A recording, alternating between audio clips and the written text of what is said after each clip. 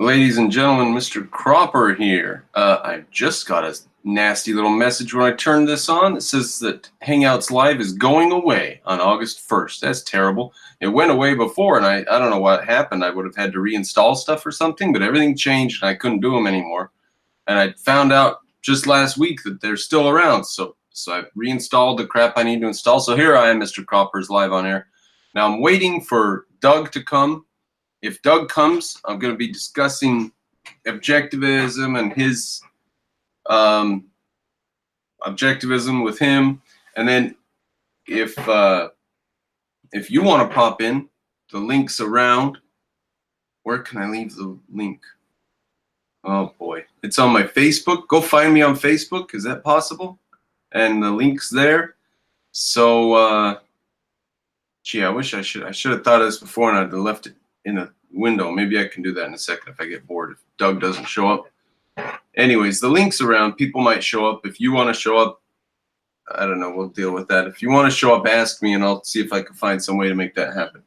Okay, I'm going to start off with some Immanuel Kant because we're just trying to have fun here. So until and unless Doug shows up, I'm going to do some Immanuel Kant. And this is preface to the first edition of, what are we dealing with here? This is the Critique of Pure Reason. First sentence, preface to the first edition, 1781, to give you an idea, right while the United States was fighting a war against Britain. We hadn't even got the Constitution written yet. Good thing the Founding Fathers hadn't read Kant. Human reason, in one sphere of its cognition, is called upon to consider questions which it cannot decline, as they are presented by its own nature, but which it cannot answer, as they transcend every faculty of the mind. So human reason, in one sphere of cognition, is called upon to consider questions that transcend every faculty of the human mind. Human reason is called upon to consider questions that transcend every faculty of the human mind. It cannot decline these questions, and they are presented by its own nature. And it cannot answer these questions. Now, the only question I have is, what does the word transcend mean? What does the word transcend mean? The entire operation of that whole sentence falls on the word transcend. But let's take out the word transcend and let's replace it with the word destroy. Let's just try that because we know that's what Kant's up to. Human reason, in one sphere of cognition, is called upon to consider questions that destroy everything. No. All right, we're playing around a little too much. All right. So everything depends on what transcend means. Now, they transcend every faculty of the mind. Now, that is where his whole thing of categories comes in, right? That's what he's going to... Okay, well, there you go, ladies and gentlemen. There's Immanuel Kant. That's one of the reasons that he is respected in academia, because that's the introduction. That's the first sentence of his introduction. Right, so he gets down to the real business. Now, I'm a little tempted to keep working on that question a bit, and let's just understand it a little bit more here. I just want to grasp it really well here. Human reason is called upon to consider questions that transcend every faculty of the mind. Human reason is called upon to consider questions that destroy every faculty of the human mind.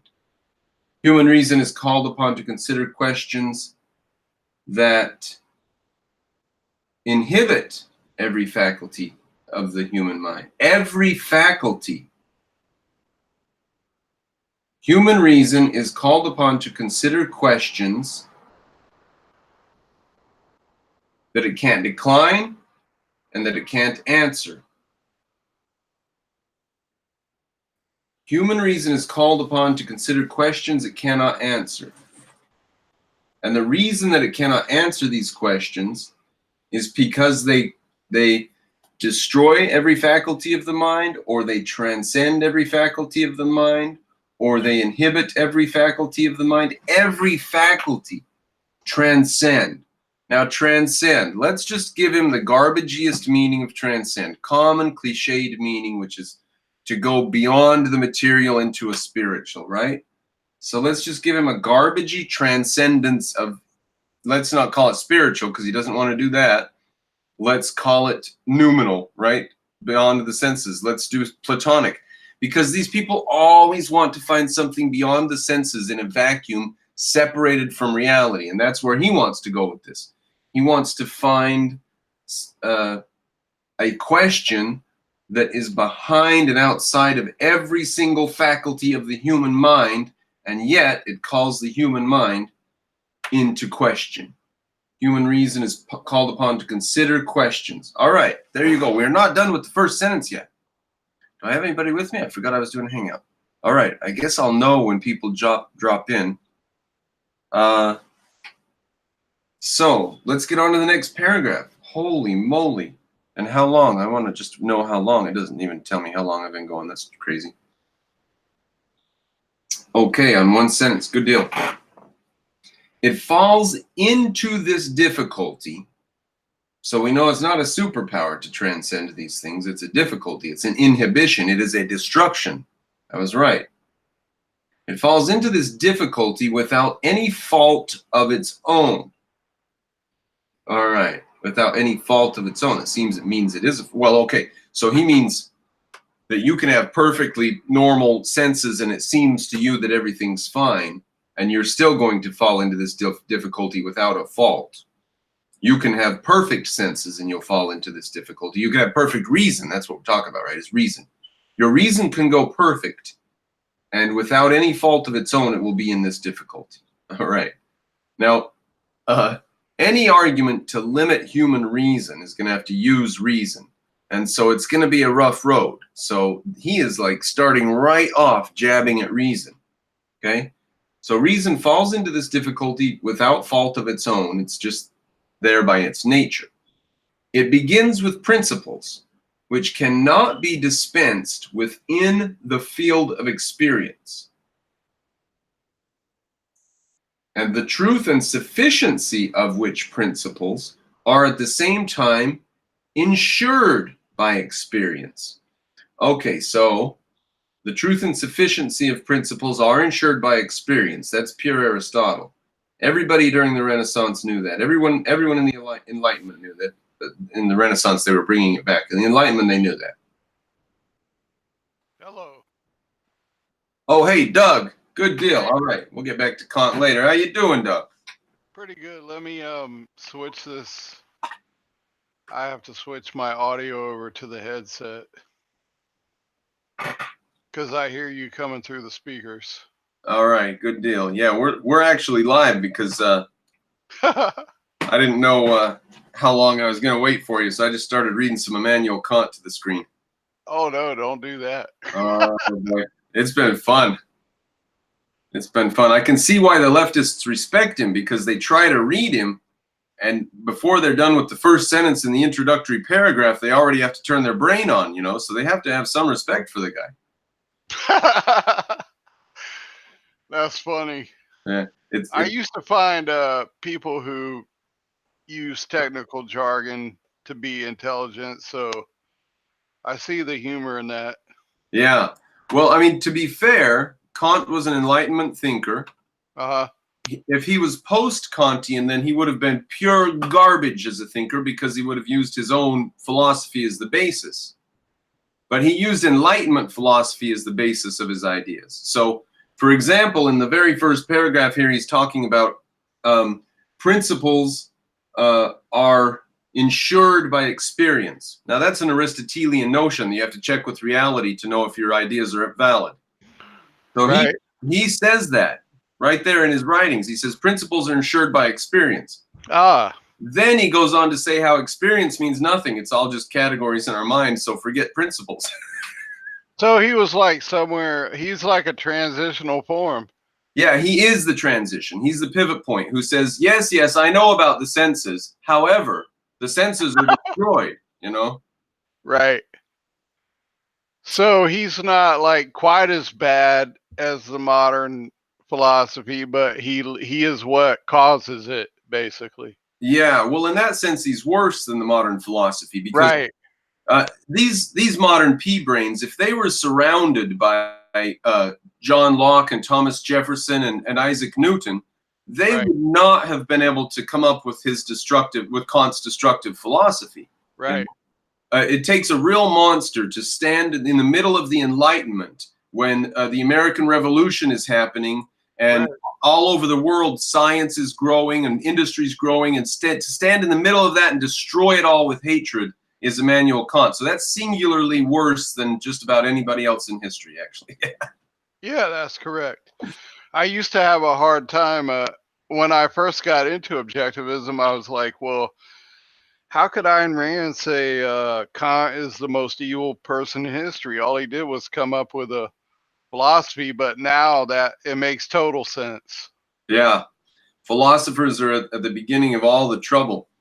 And then you have a little bit less respect for the thugs on the street doing the nonsense because you used to think that they were part of a movement or something, but now Right. they're just puppets at the end of a string of some kind. Exactly. They're more innocent. Yeah.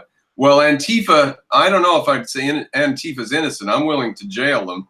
If they're innocent, I don't know if I can square that, but I'll put them in jail. But mentally, they're innocent in the sense that if we would have had a proper culture, this wouldn't have happened to them. So they're Right. sort of innocent in that sense, but we still better just send the men with guns and take care of them, I think. No, yeah, I agree with that. That's why I said more innocent, not like totally innocent. Yeah.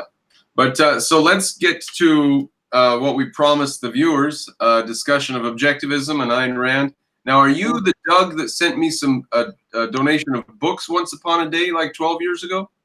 I don't think so. All right. Probably a different Doug, but from my old YouTube videos, there was a guy named Doug. And I just checking, making sure that you weren't the same guy. I don't know. Anyways, Yeah, no. so how did you find Ayn Rand? Why are you interested in her? How long have you been into her? What's Oh, well, this is well, it's a long story, but I'll give the condensed version. I have basically since childhood known that required the guidance of philosophical principles, but I was raised in a Southern Baptist family. So basically around the age of 12, and I was born in 66, by the way. So I'm 52. So all I right. was raised in a Southern Baptist family. And I figured out around the age of 12, I was like, okay, this something is wrong here. The adults are not practicing what they say they believe in, uh and then I came up through the 80s, and it was the kind of the Dungeons and Dragons crazy 80s backlash. This is all everything you're into as a teenager is satanic kind of thing. And so I was like, all right, this is crazy. And I was into the metal music, and so I became kind of rebellious. So I became somewhat of a hedonist. But I've always been kind of trying to look for what philosophically can I use to guide my life? What principles can I use to guide my life by? So I have been consciously like looking for a philosophy. So I kind of had implicitly this idea that there is a correct way of going about this rather than just like defaulting, or but I also realized that I am not the person who could come up with this. Like I'm not on a Ayn Rand kind of level, or even a Newton or an Aristotle or any of these kind of people, Leonardo da Vinci, whatever. So that's why I said I'm like an average kind of person, but I think I'm average in the sense that the founding fathers meant that their citizens should be this kind of average person. So in the modern sense, I think I'm like far above average, but I should not be. Yeah, the culture should be made of people like us, right? We shouldn't be. Exactly. We We shouldn't be should able be. to go on YouTube and see through all this garbage. This garbage should not be on there. No, it shouldn't. So yes, I should be the average citizen in Jefferson's America. Yeah. So And you know, probably during Jefferson's time, Jefferson was more average. You know, we think of him as a giant among men, but there were probably the sentiments of people on the street were probably closer to Jefferson than anything around today. right, You know, so people back then would probably, if you took them in a time machine, any person off the streets of Philadelphia in the 1770s in a time machine and brought them up to today, they would be a paragon of reason and rationality and ability to. right, exactly. So I realize all of this, like philosophy is the most fundamental thing. Even if you're a scientist, like I see the Copenhagen interpretation of quantum physics is like, okay, there's data here, there's some kind of evidence, but the way you guys interpret this is dictated by your worldview or your philosophy. So there's something more fundamental. And then I found out from listening to or reading and listening to lectures from the Ayn Rand Institute, okay, from David Harriman specifically, these people have rejected causality long before they came up with the Copenhagen interpretation on philosophical grounds. Yeah. So that's going to dictate how you interpret the data. So just the mere fact that there's data here, okay, I don't mean mere in the sense that obviously sense perception is the basis or the foundation of knowledge, but then how you go on to interpret that is going to, what kind of conclusions are you going to reach on the basis of that? So I guess bringing this back around, since a young age, I've understood that philosophical guidance or principles is, it's not an elective, as objectivism says. This is not something that is optional, like your specialized field of study. Yeah. So, Everybody this has is, to partake. Now, yeah, this I is just want to something you mention. require. I just want to mention. Did you say David Harriman? Yeah, I did. I think one of his really good courses on this is called "The Atomic War of the 19th Century," if I Hmm. remember right. So, if anybody who's viewing this wants to go sink their teeth into the fact that causality was dropped in the field of physics, and that's why they've gotten themselves into the quantum mechanics messes and stuff they're in. Right. That's a good place to go. But anyways, back to what we were saying. Sorry, I just wanted to drop that in as a recommendation there. Yeah, no, that's good. And all this is like freely available, as far as I know, on the Ayn Rand campus, Yeah, on the ARI website. they've put a lot of it up, and I paid top dollar for that stuff 20 years ago. So I Well, guess, I paid for some of it. I don't know. I think I was like in a transition phase yeah, between top dollar and free. yeah, But now nobody has an excuse. right. It's Yeah, all freely available. yeah, yeah. I remember 10 years ago, I put up videos about this new set I had got that I had paid $700 for, and I was so excited. Now a lot of that stuff's free. So you guys, Right. and I felt good about it too. I listened to that stuff and loved every second of it.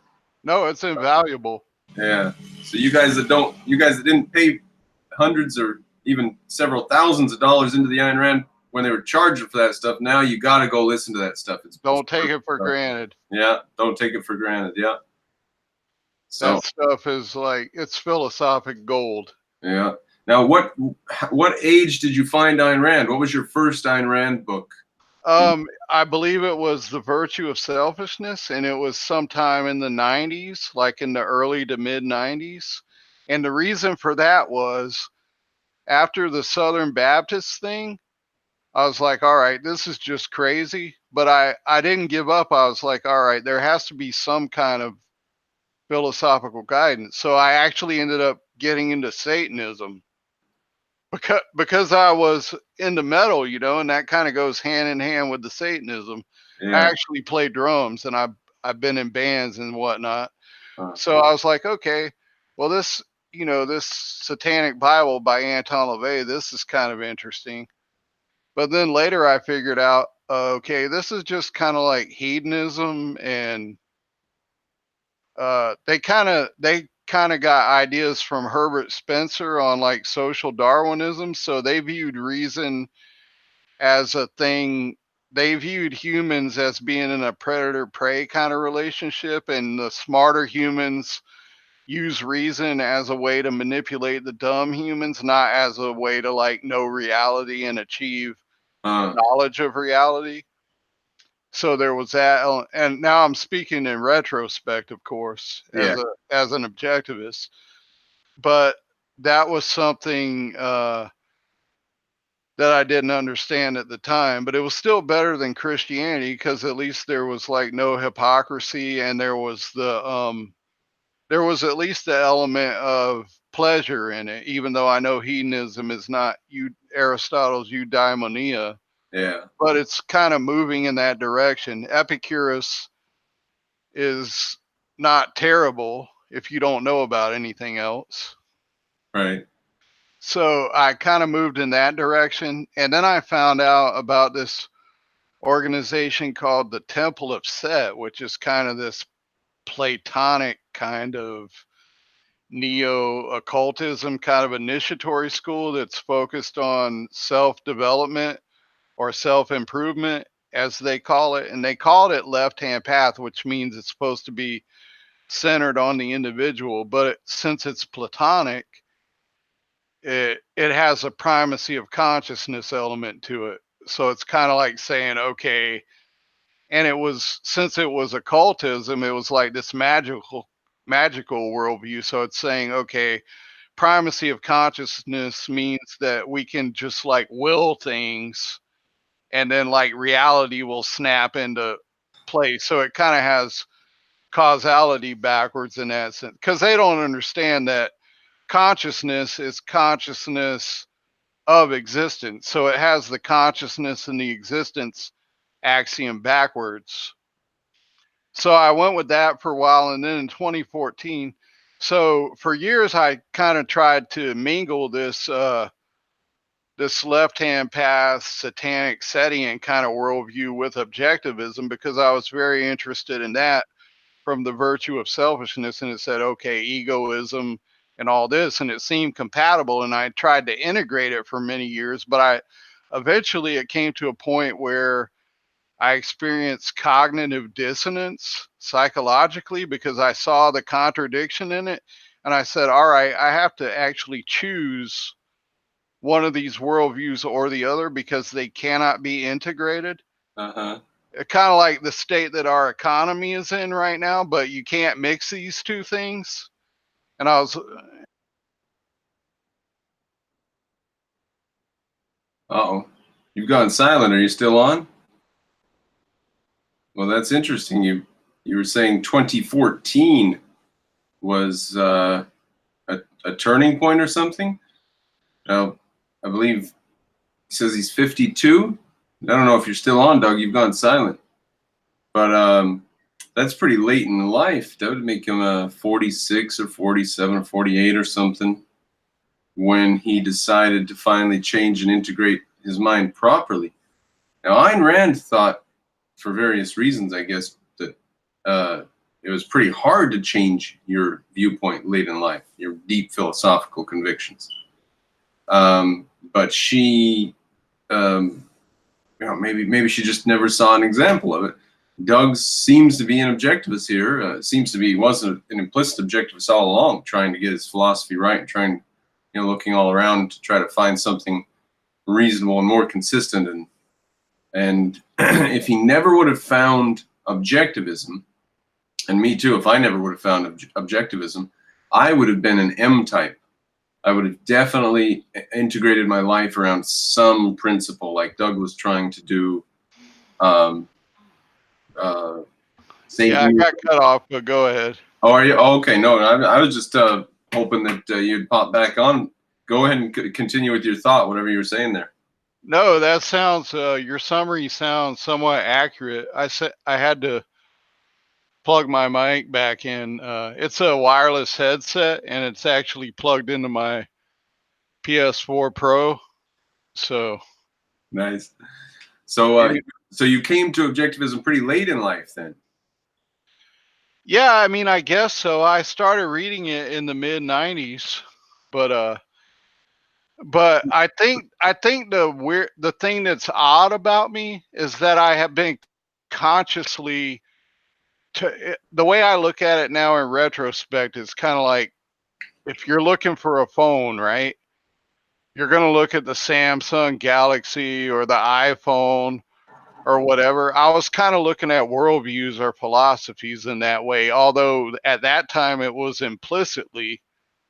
That's why I said retrospect. But looking at it in retrospect, I think I had the idea that okay, there's a correct and incorrect way of doing this, or a better and worse way, if you want to put it a little bit more loosely.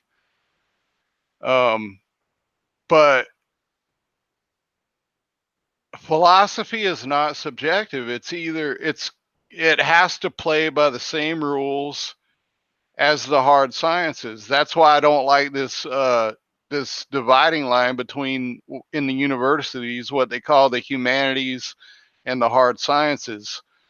Everything has to play by the same rules. If it's reality based, if it's reason, and reason is our way of knowing reality, there can't be properly be a division between these two things unless you mean a division in the sense of more general and more specialized, which is a different kind of division. But at the at the base of it, it has to be reality based sense perception. You either perceive reality or you're unconscious, because consciousness means that you perceive existence. Now, it takes quite a bit of time and thinking to get your mind to distill it down to that question, though, doesn't it? Where you're saying, all right, Yeah. either reality is the thing that I'm going to look at, or I'm going to go with this school of thought that dismisses with reality.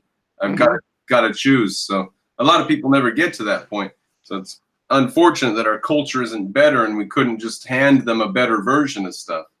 No, it is very difficult, though. In fact, in retrospect, it's easy to see how people can mistake intrinsicism because people use the term intrinsic to mean objective, Yeah, and they seem like the same thing at a certain point of development. You can't tell the difference between one and the other.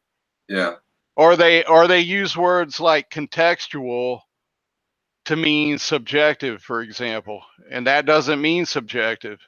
Or optional doesn't mean subjective. right.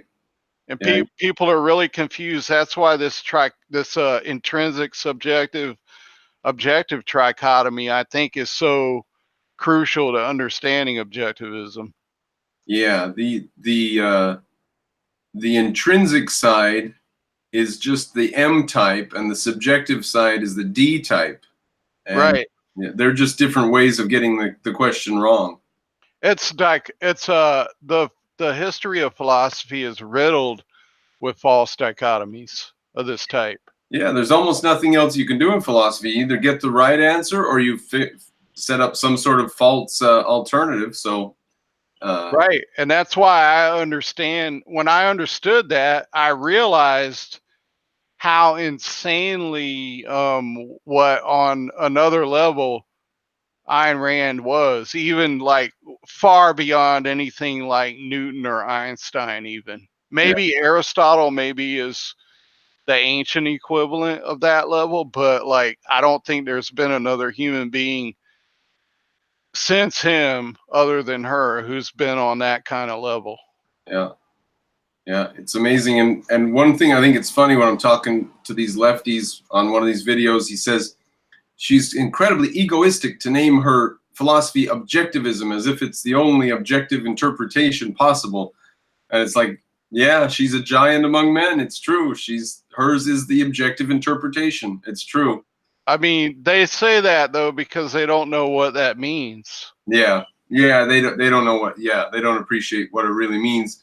It's a very simple fact. You just use the fact that you exist and things exist as the basis of your philosophy, Right. which is a solid base, but it just drives them up the wall. It sounds very simple, but that's why I keep saying retrospect though, because I think the reason it's so hard is because it's so broad and so generalized that, and in other words, it's, if you think in terms of computers, it's like a zip file. There is so much data condensed in that zip file, and you kind of have to know all of that data for the generalization to make sense and to be clear.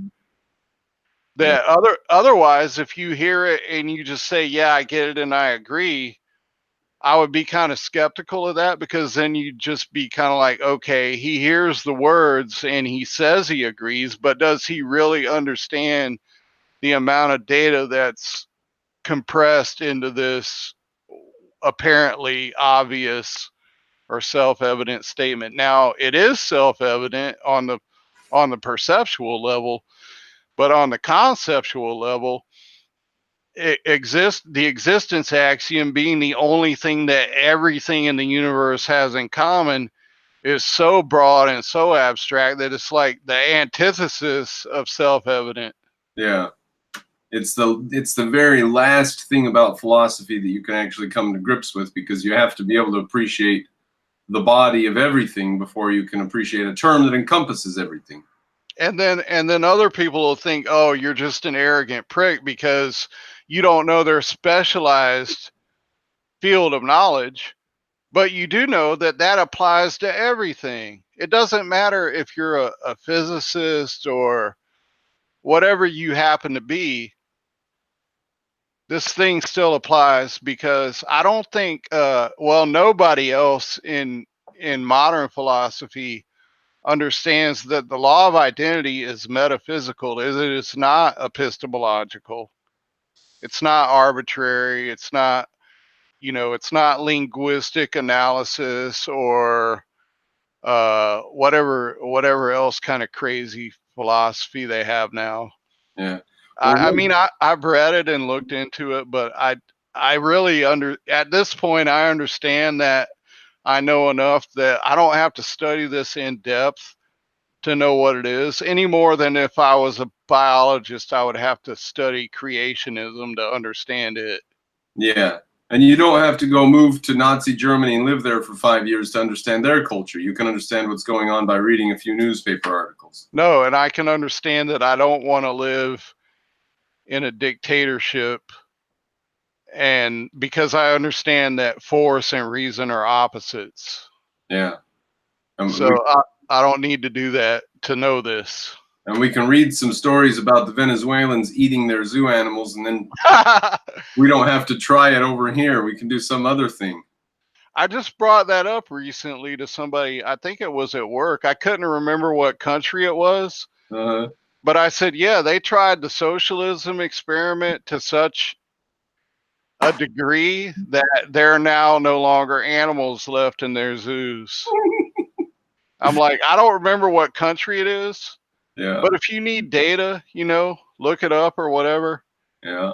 Evidence, anything you need. I often use Pol Pot as a good piece of evidence for that. Yeah. Oh, they were terrible. They killed everybody that wore glasses. If you wore glasses, you got executed by Pol Pot. Yeah, I use that more in my examples of egalitarianism. Mm-hmm. You're going to reduce everything to the least common denominator. Yeah. And that's once again brings us back around full circle to, I should be the average citizen. I should be the least common denominator. Right. Yeah. Which is like the bar of the least common denominator has just been raised exponentially. So what the hell is this going on in the culture around us? I don't know. Here's one scenario that I have that's hopeful. All of this clash between the Middle East and the West is going to it's not going to weaken us. It's going to cost us a lot. But we made it through the Civil War, World War I, World War II. We're going to make this. Right. We made it through the Cold War and all those nukes. We're going to be okay. But the Middle East is going to be absolutely transformed, just like Russia and China have been transformed by their competition with us. The Middle East is also going to be transformed, as is Africa, and America's not going to transform. We're going to stay solid as a damn rock. I hope so. I like to hear some optimism from an objectivist, because I hear some pessimism here and there, like especially from Charles II, for example. I know you've heard of him. Yeah. Now give me a rundown of his pessimism. I've listened to quite a bit of his stuff. What do we say is pessimistic about him? What does he say that's pessimistic? Well, I don't know if I'm saying that he is consciously pessimistic. I don't think he is. Right. But he seems to me to be someone who has a very solid intellectual grasp of objectivism. Yeah. But I'm not sure. Maybe it's an age thing. I'm not sure, because I'm speaking as a 52-year-old gentleman here, but I'm not sure he knows properly how to deploy it or completely implement it or apply it, whatever you want. It's like as physics is to engineering. Yeah. Like I look at myself as more of being on the engineering side of things, because like I said, there's no way in hell I could have come up with objectivism, because I'm not on the level of a genius of someone like Ayn Rand. But as far as being intelligent enough to say, when I see it, yes, I recognize that that is correct, and this is what I'm going to deploy or implement, then I am on that level, so that's what I'm going to do. And I think he might have, I think he probably will figure it out, just given his level of intellectual comprehension. Hopefully he will. But he seems very he seems kind of like Cameron when he wants Rourke to burn all of his drawings and such, which I totally understand and approve of. Hey, I don't want to leave this stuff to a crap world kind of idea. I agree with that. But I kind of what I like about what you just said is I'm not quite ready to sign off on the world just yet. Yeah. Because I see I kind of see some elements of stoicism in Dominique, to put it that way. And two kind of relates to her as a character. And I'm like, okay, I kind of see Rourke's point, but as a man myself, I would not have the patience, and I would not be able to deal with that. I would just be like, okay, you're this kind of person. I'm going to go on and find somebody better kind of dude. Right. Because that's too malevolent. I don't like the malevolent universe premise, which probably sounds weird coming from somebody who was a hedonist into Satanism and metal and stuff. Yeah. Well, Rourke converted her at the end. Yeah, he did. That's why I said I don't know that I would have the patience, because I want somebody like that, like right now. Yeah. I don't want to go through the conversion process. Yeah. My mom read The Fountainhead, and she said it was an amazing love story. Where the girl went to the guy, and they went back, and they went forth. It was amazing. I mean, it is that, but if that's all you got out of it, then... Yeah, I'm afraid that's probably all she got from it. Sorry, Mom. She's not watching me, though. That's okay. We still love our moms. Oh, yeah. So, anyways, that's my kind of backstory. I didn't want to go into a lot of detail about it, but if you have any kind of like more specific questions or whatever, then... How much have you read? You mentioned The Virtue of Selfishness. Have you done the novels? Have you done... Sorry about fireworks, 4th of July. Yeah. No, that's cool. The Declaration of Independence, right? Yeah. That's what I was thinking about today when I took my girlfriend to dinner at Longhorn, and I was savoring the food, and I was like, yeah, life, liberty, pursuit of happiness. That should be going on in anybody's mind when they're doing that, I would think. Yeah, but you'd hope. You'd wish. Yeah, I did hope. That was my point. But anyways, so My daughter asked me she said, Dad, what's Independence Day? And I said, that's when we sent a letter to the King of England and told him we're not part of his country anymore. Mm-hmm. And she said, and he sent an army? And I said, yes, he did. So I Yeah. probably told her the story before, but No, that's great, because that's a perfect illustration of force and reason being in opposition. yeah. And the fact that you have to defend yourself and it's a tough world and there's no la la land unicorns, there's nobody who's going to come and restore fairness. You are the one who restores fairness. No, I always appreciated that about your attitude. Actually, I think I used the term recently. I don't remember within what context or with reference to what, but something about a fantasy. You're living in a fantasy universe of rainbow pooping unicorns.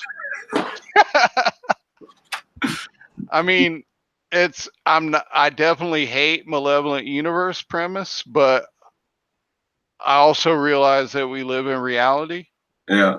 So there are problems to deal with, and the way other people think and behave definitely has an influence on me. And Yeah. I would like to minimize the negative influence and optimize the positive influence. Now, in our culture of envy and hatred, how do you deal with coworkers and the culture around you and the people you have to interact with daily? How do you deal with them? You can't let them know that you're an objectivist outright, because they will see you as trying to stride over them in an egoistic way, right? They see it, right? Well, I don't think most of them know what objectivism is. But what I do is I talk about reason and evidence and things like that, and I get mostly a favorable response, oddly enough, because I think the current culture, I think people are like, for lack of a better way of putting it, I think they're starved for principled guidance, because it's kind of like a power vacuum, Yeah. but philosophical. Yeah. There's a vacuum that needs to be filled by something, and they're not getting it from, like, whatever the new atheists, for example, which have some positive things about them, but they're not offering like a philosophy, because atheism is not a worldview or a philosophy. Yeah. But like, I guess Sam Harris might be the best among them, because he actually is philosophical and talks about things, but he has a lot of problems too. None of them like, he doesn't like his moral landscape. He doesn't understand, uh, the virtue of selfishness has already dealt with all these issues, and this is like a done deal. So, and whatever he says in that book, which I was actually very excited when that book came out, because I was listening to his TED Talks, and he's like, okay, morality is not subjective, and there's fact. People differentiate between facts and values, and there's not such a differentiation. And then later on, I'm like, okay, really, Rawls is one of your influences? What the hell? Real deep thinker there, huh?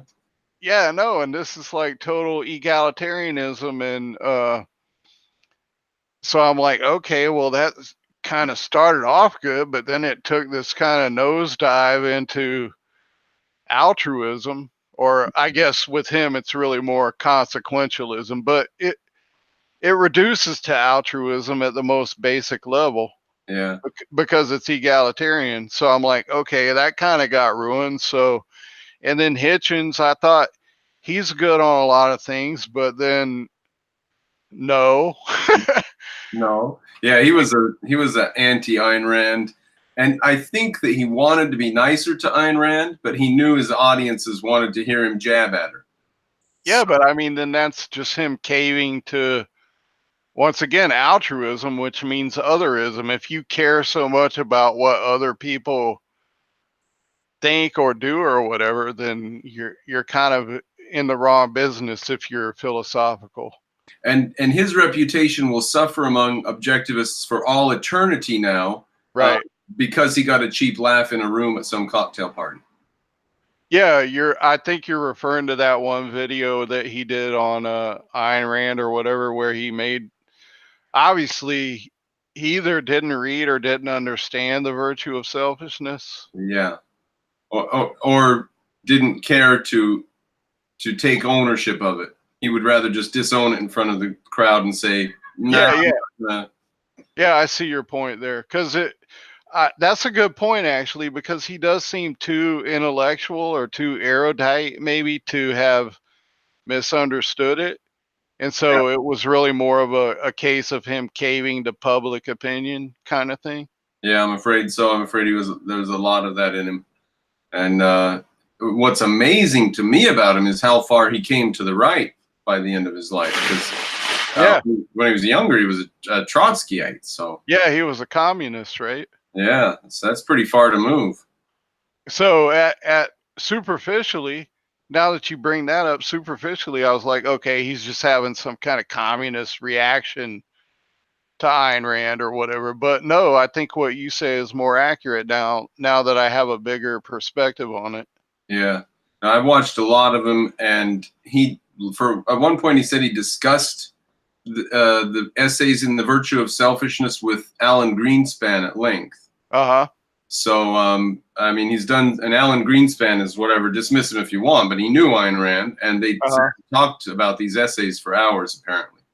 No, So, I'm not dismissive of, I don't know that much about him, but I know that he like Nathaniel Branden was somebody who was like,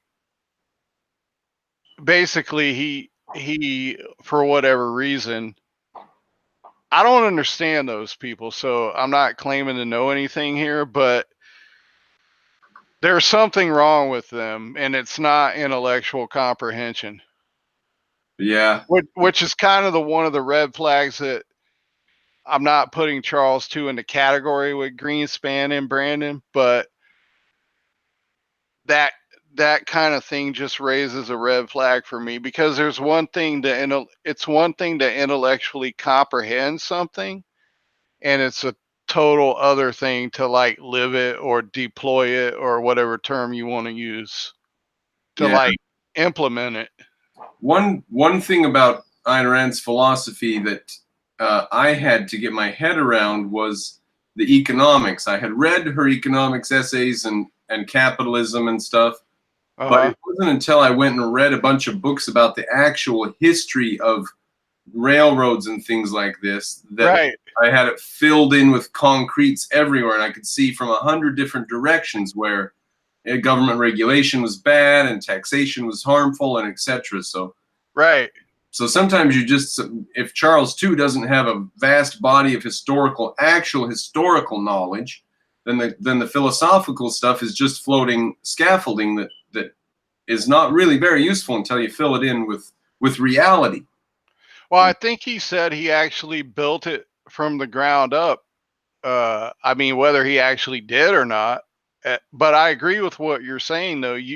That gets back to my zip file analogy. If you don't have all that data compressed in there, then it is just some, like, if you have an empty generalization or a hollow generalization, I guess it's still a generalization. But if you yourself haven't filled in all the data that's in that generalization, then you can't really say that what you have is an understanding of it. You just have it's some kind of Platonism, I guess. Like, you could say existence exists and consciousness is conscious, the faculty of perceiving that which exists or whatever, and you can utter those words, but unless you like have actually, as you said, filled in the blanks and understand what that means from like sense perception Yeah, of at the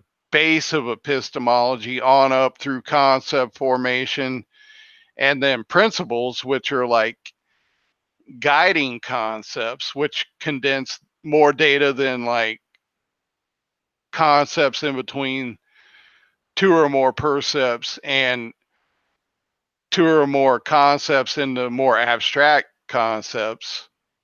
That would be like the range in between that most basic level and the principles. Then now obviously I'm not saying you have to like literally have all of the data in every specialized field between one and the other, because that would be insane, and there's no such thing as a renaissance man in today's world with the amount of knowledge that there is. We have to have um, division of intellectual labor just like we do in capitalism, but in a philosophical sense, in terms of a worldview and guiding principles, you still have to have that, you know, in a philosophical sense. Now, how would you define principle then in the sentence you just used it? Principle would be something like The broadest abstractions that guide your thinking and action that yeah, are guide your action. Yeah, I think that's the essence of it. A principle guides your action. Especially if you class thinking as a type of action, right. then a principle guides action. Principle is a judgment of how reality works, and therefore your action should be in such a way. And therefore you don't have to know any one specialized field, although you do need a specialized field. Otherwise it's just hollow, like I said. Yeah. But obviously you can't know every specialized field, because that all of those require specialized knowledge, which is impossible in today's world. Yeah. Well, it's pretty fun to get your head around at least the sensory ideas that are out there. I tried this with physics. I don't know math very well. But I decided I was going to try to get my head around what's going on in physics. And one of the things that I noticed as I'm trying to learn about like string theory is that it doesn't make any predictions about reality. So you don't have to be a philosopher to be able to appreciate that a theory that doesn't say anything about this world we live in isn't really a theory. So yeah, it's not derived, it's not based on any kind of data, on any sense perceptual data. And more than that, though, it doesn't even predict anything about data. I see what you're saying there, because Einstein kind of worked backwards that way. I would have a problem with Einstein's methodology in an epistemological sense, but at least, even though he worked backwards, at least there came data afterwards. Yeah, well, he made predictions that could be tested. Right, that confirmed his thought experiment or whatever. Yeah. So I've talked to people about that before, and I said, yeah, I mean, he could do that because he's Einstein, and he's like on a level like beyond whatever I could imagine, but I would not recommend that as a procedure for like somebody like me, for example. I would recommend starting with evidence, sense perception, and then working using logic on the basis of that. I'm not about to sit there and that's interesting. You formulate it like that. You said sense perception and logic, but that's really the basis of a good physics thought experiment. Is sense perception gives you your evidence, and then the logic you use to carry the evidence, and then you come to the end of it and you say, well, let's test what we've got there. So Einstein's level of thinking might not be that far above what should be just a general, the ability to think generally. Maybe I suspect. see that. You know, I could see that, but I was thinking more in terms of philosophy, though. I do know that he tended to be a rationalist, which I understand now. This is my background as well. As I said, I went through this long Platonist period, or this primacy of consciousness, whatever you want to call it. It all boils down to the same thing. But in the Temple of Set, and I understand Peikoff says, you know, he had that kind of disability or problem or whatever you want to call it as well. Now, I do agree with him. If you're going to have a philosophical problem, that's better than empiricism. And so in that sense, I guess I was better, but in retrospect, I now see that as a problem. And I kind of see that as Einstein's thing as well, though I do kind of see the point you're making there with, okay, that's not that far removed. But when I heard, you know, he had a thought experiment where he imagined what it would be like to ride on a photon, that seems kind of far-fetched from where I'm at, but Yeah. But yeah, I could see what you're saying though. Maybe I'm being a little bit harsh on Well, Einstein. if his thoughts as he's thinking it through, what would be the right on a photon? If he's thinking about how the photon, about what sensory evidence we would be able to get about the photon's actions, Right. then he's being pretty solid. Now, Uh, later when he signs up to be a socialist or whatever, then we can tell he can't think about politics or he hasn't spent much time thinking about it or something. But yeah. physically, in physics, he just was in the idea that our senses tell us about the reality and we can't know the true reality. So he couched everything in those Right. terms. He just didn't have any other philosophical way to look at it. Right. Because he was post Kant. Yeah. So he said, well, everything's actually relative. Nobody's reality is the same, instead of pointing out that everything is absolute, Right. like the speed of light is absolute. He could have called his theory absolutity instead of relativity, Right. but he didn't. He called it relativity because he wanted everything to be relative to the speed of light instead of concrete and absolutely riveted to the speed of light. Yeah. So I think once again though that comes back to this intrinsicist subjectivist dichotomy, which is a false dichotomy, because people will often, like, because I'm in the culture that we live in, I kind of give people a free pass now. yeah, Use a word like subjective, because I know they don't mean that in a philosophical sense. They mean something like contextual or optional or something like that. And they don't mean subjective, like as in existence is dependent upon consciousness kind of way. right. And I think Einstein is kind of in that predicament too, because nobody before Ayn Rand, who else knows about that this dichotomy, much less that it's a false dichotomy. Yeah. Yeah, in the 1700s, it wasn't even, well, I mean, Descartes was there. Philosophers were playing with it. But now the thing is, it's in our newspapers and our colleges, and our college students are being taught from the ground up with these bizarre ideas. So that's, Yeah, and the shame of that is though that they don't know this other context. yeah. Like they don't know that there's a third option, what's called, objective or Yeah. objectivism. But they've been warned away from that because everybody who acts like that seems to be a selfish individualist, Yeah, I So, mean that's just crazy, right? yeah. Wanting what's best for you and to be happy and whatnot. What the hell is up with that? Yeah, you got to want what's best for the group, so they'll be happy. Well, what's over there in that group? They don't have any individuals over there, huh? Yeah, and then you get these people like John Stuart Mill who get confused by that little conundrum, and then they're like, okay, well, what's good for you guys also happens to be what's good for me. So the greatest good for the greatest number. No, that's not the right answer either.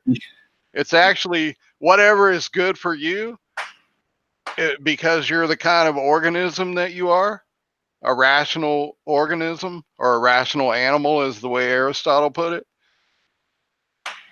These rules are going to apply across the board. That doesn't mean that it's not contextual or that there are not options. There might be more than one way to skin a cat, but the non-ways are non-ways and the ways are ways. Yeah. So whatever that is, each individual needs to figure that out. And that's where the deployment part comes in. And that's why I think it's people really need to understand how to apply. In fact, I'm probably not going to do this until I retire because I'm very busy, like working and life, like enjoyment kind of stuff. But I do intend to write a book eventually, and I want to call it Thinking Under the Influence, an excursion into the nature and purpose of philosophy. And it is going to be to objectivism what engineering would be to physics. Nice. Because I want to say, well, okay, Ayn Rand explains all of this theoretically.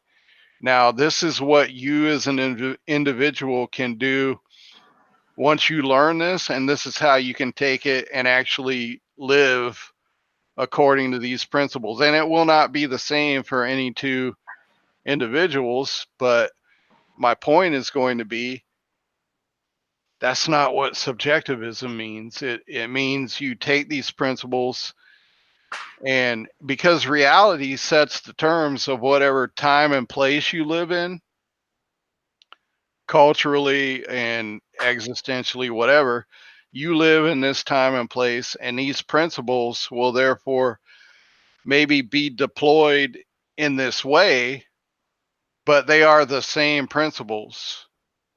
And so, and then, as Rourke points out in his trial, if you're fastly approaching a world in which you cannot permit yourself to live, hopefully you're not in that situation. If you're somewhere in between, there's something you can do. And this is the only correct philosophy I know of, other than Aristotle, and obviously anachronistically at the time and place in which he lived, he could not achieve some of the things Rand did because we were just getting off the ground as rational primates at that time. Yeah. So, but what he did enabled her to do what she did. And now, okay, let's take this even further. Maybe there probably will be another philosopher in the future who will take it to another level. But I think those people maybe with the rate at which technology advances now, and I'm not equating technology to philosophy, but more in an epistemological sense, maybe it won't be 2,000 years before the next person comes along. But these people are not like, they're not like me.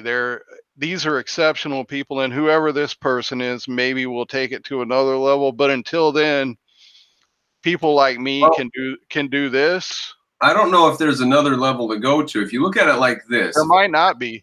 If you look at it like Aristotle pointed out reason and reality. Right. Then he went to sleep during the Dark Ages, but they brought him back and they used him to make the Constitution of the United States. Yeah. So if Aristotle is the Constitution of the United States is a direct link to Aristotle. Right. In the future, we're not really going to be able to go beyond reason and logic. So Aristotle basically nobody's going to come that's above. No. I got you. I'm on board with you there. I didn't necessarily mean in that sense. I meant more in like terms of like refinements. Yeah, I think so. To continue with your thought, then I think the refinements that we need now is particularly a rewriting of the United States Constitution, but generally an application to law of objectivism, and to say, if we're going to have all of society live not on the basis of altruism or some equivocation with altruism, but just explicitly individual rights, then we can. And the founding fathers didn't have that explicitly enough, so they ended up with a few things in there, but not too many. So no, it was good. Yeah. Have you watched my rewrite of the Constitution?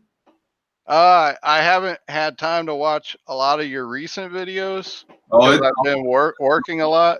Is this an older one? Years ago, but it's something that I might do more on now, as the long time ago I wrote it. But that is what we need to do now, is application of the philosophy to how to actually live now and in the future. And some people might say, well, when are you going to have an option to implement these constitutions? It happens all the time. Europe's falling apart right now. We're going to have to build 10 or 12 new constitutions over there next week. So yeah. No, most of them only last, about 20 years? Yeah. And they had reached a point where all put together they were older than the United States, but if they start falling apart again, they're going to have to. Yeah. So if anything, there's some empirical evidence for our Constitution. Yeah. On Independence Day. Yep. Happy Independence Day. Yeah. The oldest constitution in the world. And there's a reason for that. I think it was like 2002 or something, 1999 or something, that we passed a point where all the constitutional governments in Western Europe put together were the same age as the United States. You know? which is funny because the United States is new and Europe is old and sturdy. Right. The United States is just new, fluffy garbage, and Europe is solid tradition, right? Uh-huh. No, they fall apart all the time. We have a real solid tradition of individual rights in this country. So, Yeah, so given that, what do you see all the stuff that's going on right now as transitory and we're just gonna like soldier through all of this? By that I mean like the SJW stuff and the the stuff with like gender neutral and tariffs and just whatever's going on in the culture in general. It doesn't have to be anything specific, but I kind of see it all as like, I don't pay too much attention to it because I don't really think it has that much substance to it. So I really don't think it's gonna have any kind of lasting impact, but since I don't pay a lot of attention to it, since I'm selfish and I focus more on my individual happiness, I would be interested to hear what other objectivists think about that. Or well, I think we're in a pretty mirror situation of the 1930s. And in the 1930s, it was the red decade in America. The government not only was rolling out economic controls left and right and destroying, and taxes were through the roof, 95% by the end of the 30s. mm-hmm. Taxes were ruinous, controls were out of control, and people were marching in the streets for communism. Right. So if you went in the 1930s and you said, America's over, this is terrible, and we were in a depression that was imposed by the government. Right. That was not an economic depression. That was a government-imposed period of fascism. And I've done a whole hours of video on this, reading through sources. So right. That's all available for anyone who's curious. So so if you were living then and you said, "Oh my God, fascism, people marching in the streets for red, 95% tax rate, the country's done." Right. At that moment, while we were in the throes of some of the worst crap with the government burning orange groves to try to raise prices, right, destroying wealth to try to make us richer, mm-hmm. in the midst of that insanity, what was going on in Japan, in Germany, in Italy, in Russia? In the 30s? Yeah. Mm. How were they doing? Were they la la land? Were they happy? No. So compared to us, they were worse. They were getting ready they were in the middle of the purges in Russia. Right. Japan was on a rampage all through the Southeast Oceans. And Germany and Italy were gearing up for World War II. Right. Their cultures were falling to pieces. Yeah. Right after Weimar Germany. And not only that, but they were sitting there criticizing how weak and stupid we were and preparing for war with us. Right. So, how did the 30s turn out? I think we came out on top. We came out okay. And I'm afraid that Europe is absolutely falling to pieces right now. Falling to pieces. So, okay. They have the gender neutral, they have the gays, they have the Muslims, they have all the stuff we're dealing with, but they are implementing it as fast as their government can run. They are implementing it. Yeah, I noticed that. And our governments cannot move that fast. We have protections of our rights and our freedoms, and we can vote people in and out of office. They can't even vote people in and out of office. Right. It doesn't matter what candidate they put in, they get the same shit. Right. So they are like Soviet Russia or Nazi Germany. They're just going to get whatever their government wants to give them. They have no rights, no freedoms. Right. That's not going to end well. And as they crash and burn, we are going to quietly dismantle some of the nonsense that we're putting in place that mirrors their nonsense. Just like at the end of the 1930s, we took apart those alphabet agencies when we needed the economy to fight the war. Right. We just dismantled FDR's alphabet agencies. We simply passed laws that took apart those laws. So that kind of stuff is probably going to happen. I mean, Trump has just dismantled big portions of the EPA and just shut down a lot of their activities. So this could happen in the future. This hate speech laws could just be taken right off the books, which they should be. There's no reason for them. And Right. that would do away with a lot of this transphobia and gay wedding cake garbage. The hate laws are the problem there. Yeah. So, Well, that's good, 'cause that's kind of what I see too. And that's kind of, I hear more pessimism from someone like Charles. Like I said, I hear the intellectual comprehension. He might understand it intellectually better than I do. I don't know, but to me, the living of it is. I mean, obviously, if you don't understand something, you can't live it. But if you just have one and not the other, then it's what, floating abstractions, right? yeah, yeah, yeah. You have to have the concretes, or you don't understand the idea.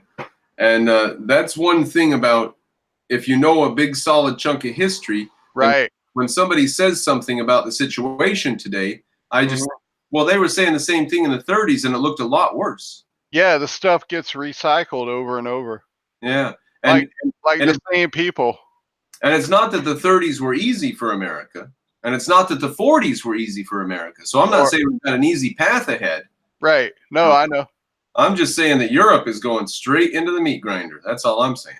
Yeah, I hear you. No, I was saying the same thing about environmentalism earlier today, because if you look back historically, you see these same kind of people, like they've always been here and they still haven't gone away. These people who they don't know how to like prioritize threats. And they'll say like, okay, there's this big immediate threat, but we need to focus on this little threat and ignore that one. So, okay, if you do that, you're going to be killed, and the little threat's not going to matter anymore. Yeah. Those kind of people have been around forever. So Yeah.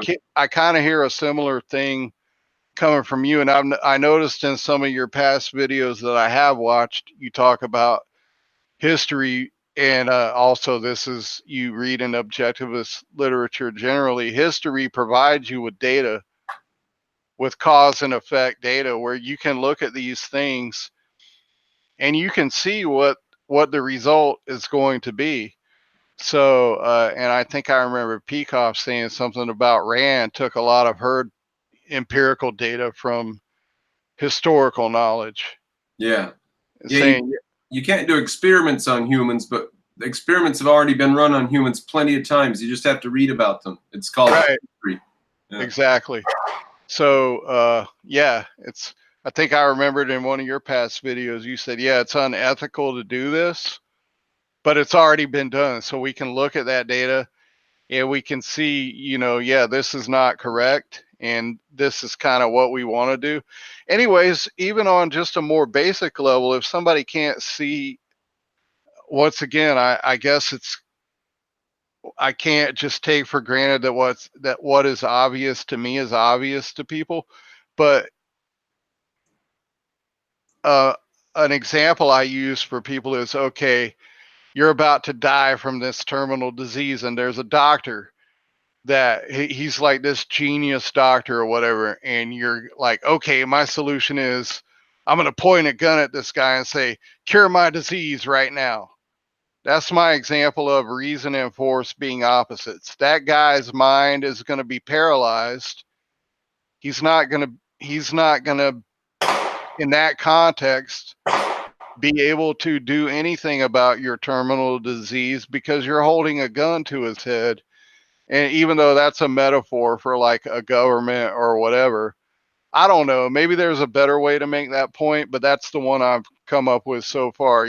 The force paralyzes reason, innovation, all these things. So whatever solution anybody's going to come up with, it can't be that. But then people are like, okay, well that means it's some kind of crazy free for all. No, it's not that either.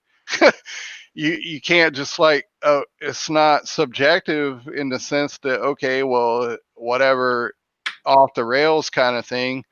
I Once again, it's that I think this intrinsic subjective dichotomy is really I don't know, that seems to me like the deepest level thing that people need to understand and not do either one of those. Well, but then that's metaphysics, I guess. as far as force crippling the mind, and the mind only works under a state of freedom, I have Yeah.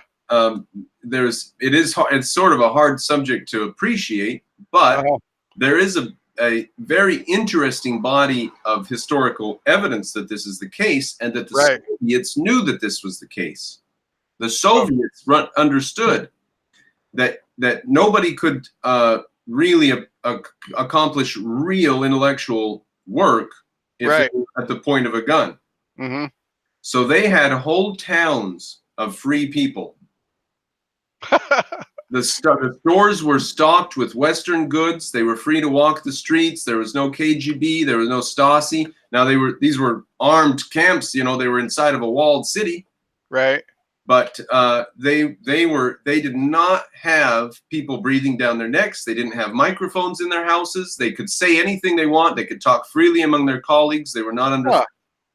And Interesting. And they had little bureaus like this. There were rocket design bureaus, and working on the space race and stuff like that. And all throughout Soviet Russia, they had little armed camps stocked with Western goods, high quality goods, stores that the regular people weren't even allowed to go near. So they knew the secret, that they had to have people free of violence. Right. They couldn't think. So as free as you could be in that context, they understood. And you may say, well, they didn't do very good work, but they did the best work that they could do. I mean, they couldn't have, there was no other way they could have got the work done that they did get done. They actually beat us into space using admittedly German technology and German scientists. Okay. But they did build some rockets that got into space before we built rockets that got into space. Mm-hmm. So, but they did not do. No, the point is, the people who did that were not at the point of a gun. Right. They actually lived in controlled villages where they were free to walk around and think, and they were given total freedom, and they were highly respected by Stalin and his government, and occasionally taken and killed.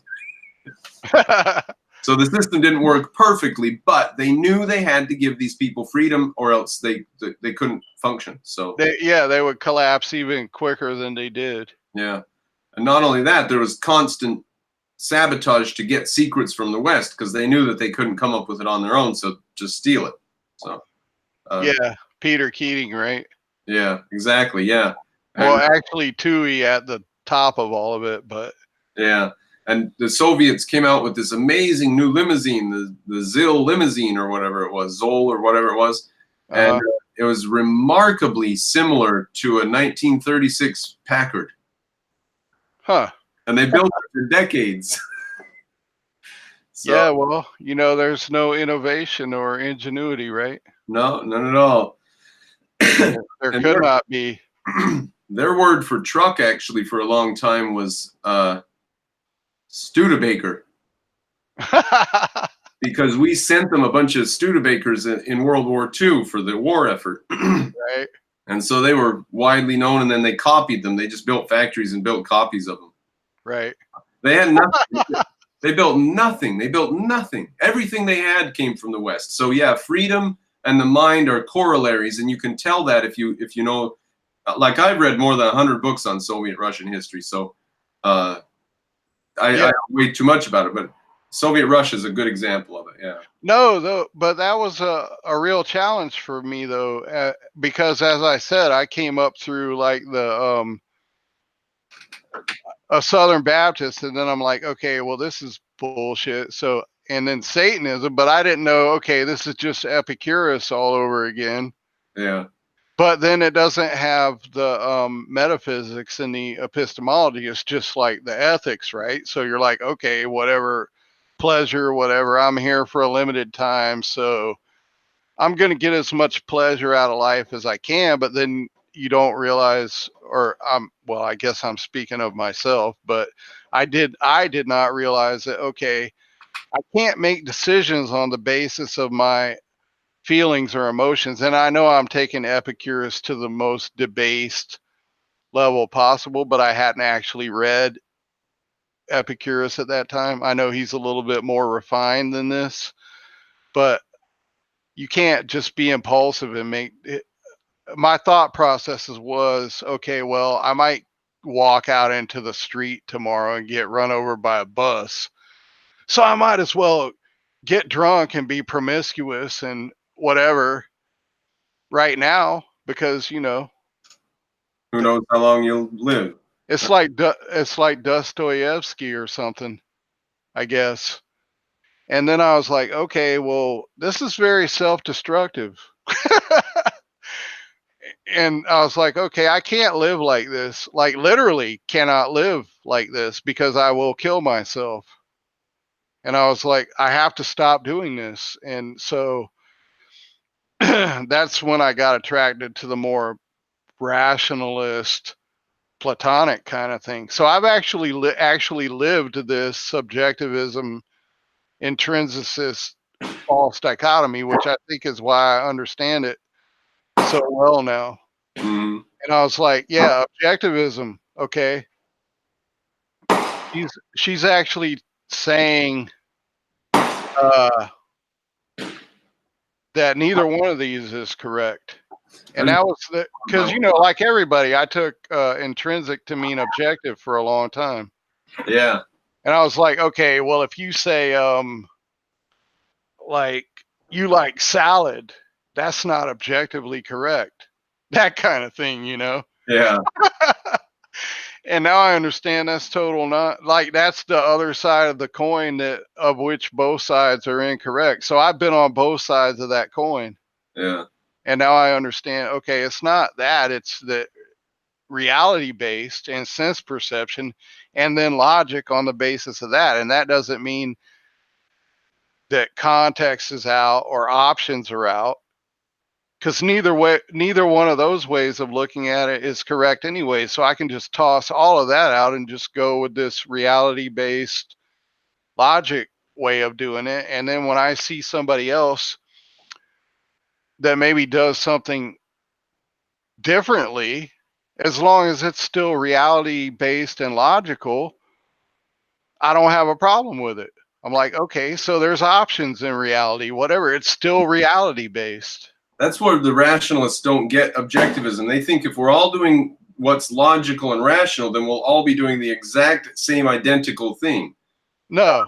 Which is not the case. We can choose logically and rationally our own values and have a whole plethora of different things going on in the objectivist sphere. Right. So, and it's because they view it as some floating Platonic thing divorced from reality that we all are going to partake in. That's the same. It's identical for all of us. This reason or objectivity. But reason or objectivity is just a way to deal with this universe. It's not a thing. Right.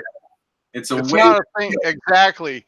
That's something that's a big thing that I had to learn, because when I was in my Platonic phase, when I was in my like initiatory, like self-improvement in this secret society kind of thing, it's like self-development or whatever. Knowledge is an end in itself, right? No, it's not.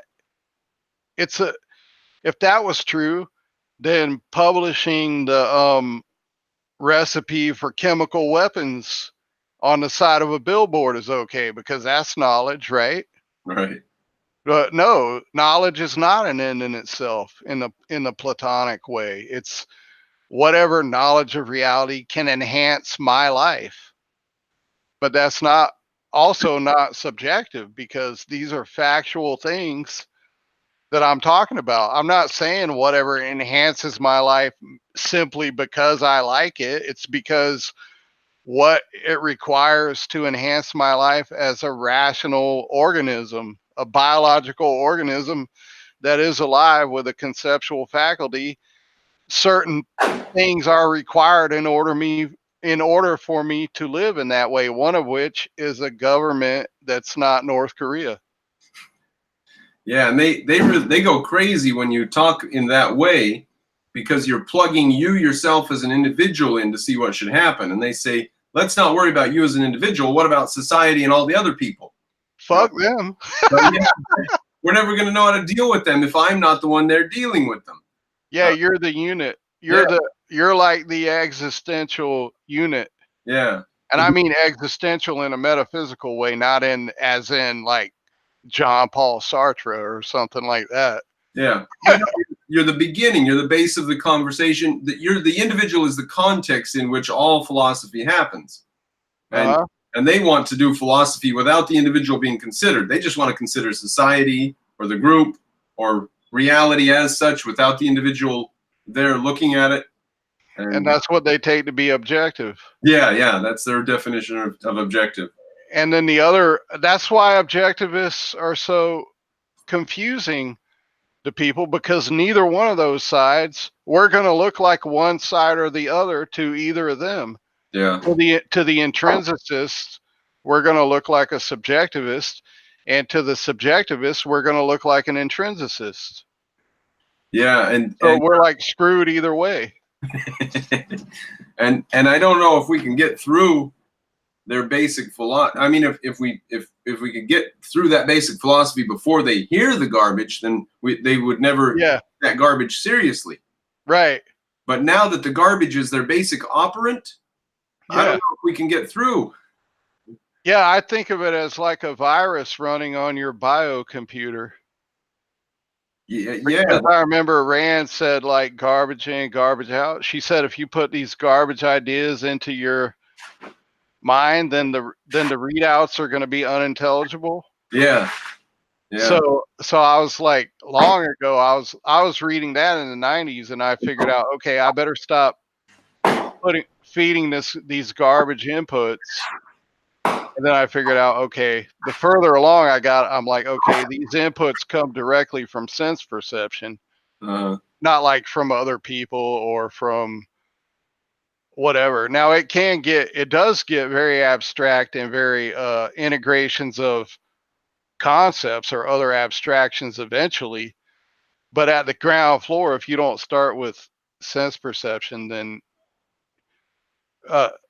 you're like Plato, I guess. Reality split into these two things, and that's not correct, which is why Aristotle had to say no. There's one reality, and it's sense perception and logic. Yeah. And then now we have all this, what is it, symbolic logic and linguistic analysis, where it's all like detached from reality or so-called non-ontological logic or whatever. And I talk to people, and I'm like, what the hell is this? That's even kind of in a way even worse than the knowledge isn't in itself, because now you're saying knowledge is not even possible, which is why I guess rationalism is better than empiricism, because rationalists at least still think there's some kind of criteria or standard, and they're saying, okay, we can know something. But then if you go like the David Hume route, for example, which begins with Hobbes and nominalism, and you're like, okay, well, concepts are just, there is no objective way of determining how to classify things. Obviously they don't understand measurement, omission, and all that at that stage. And they're like, okay, this is all just whatever, make believe or whatever. And we'll classify red things as like tomatoes and books that have red bindings and rocket ships that are red. Classified by non-essential, right? Yeah, and then you get to Hume where he's like, okay, cause and effect is even out the window now. That's worse than Platonism or rationalism. And that's what I think a lot of people are on now, which is why we have these like gender neutral, like, oh, well, you're born with a penis or a vagina, but I don't know what gender you are. So you get this certificate that says you can decide later which one you want to be. Yeah, I think that stuff's going to go away. I think there's probably going to be laws about it or against it or something eventually. I don't know. Yes, that's even too outlandish, I guess. Hopefully, for the culture that we're in. I don't think it's that bad. Like I said, people I talk to on a daily basis seem very receptive. I don't really think they're actively intellectual or actively seeking necessarily, but they do seem to understand in an implicit way that nonsense is nonsense, and that that will kill them if they pay too much attention. Like if you lived on the idea that, okay, everything that's white and powdery is healthy for me, therefore every time I see white powder, I'm going to consume it. Like, I don't think it's gotten that bad yet. Right. Well, we can see that that people are taking philosophy more seriously. I mean, it used to just be philosophy was floating nonsense, but people are starting to put politicians in that are actually being serious. Like up in Oregon right now, Mm-hmm. those politicians take philosophy seriously.